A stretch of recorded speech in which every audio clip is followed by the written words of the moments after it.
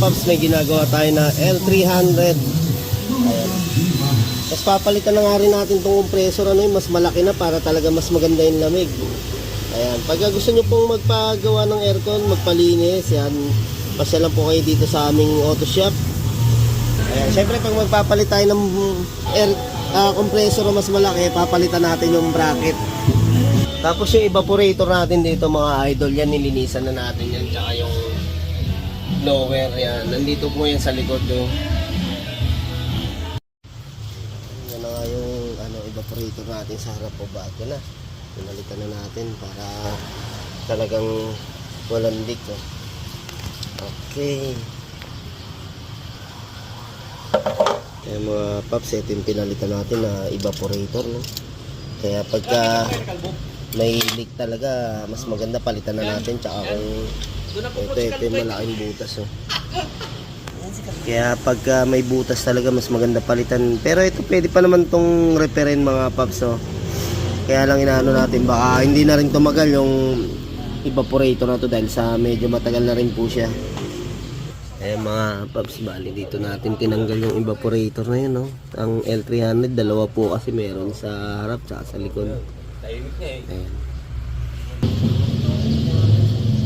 Okay, basta ang kagandahan talaga pa bago tayo maggawa ng aircon, na check muna natin kung may mga leak or singaw, ano po.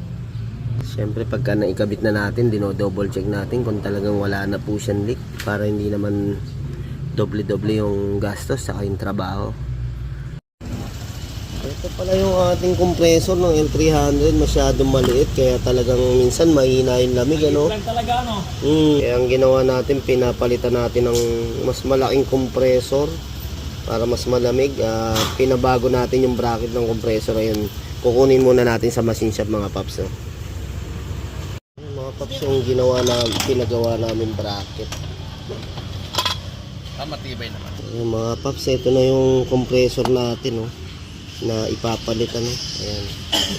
Tapos ito yung luma, kaya talagang mas malamig na po siya dahil mas malaki na po yung ipapalit natin na compressor.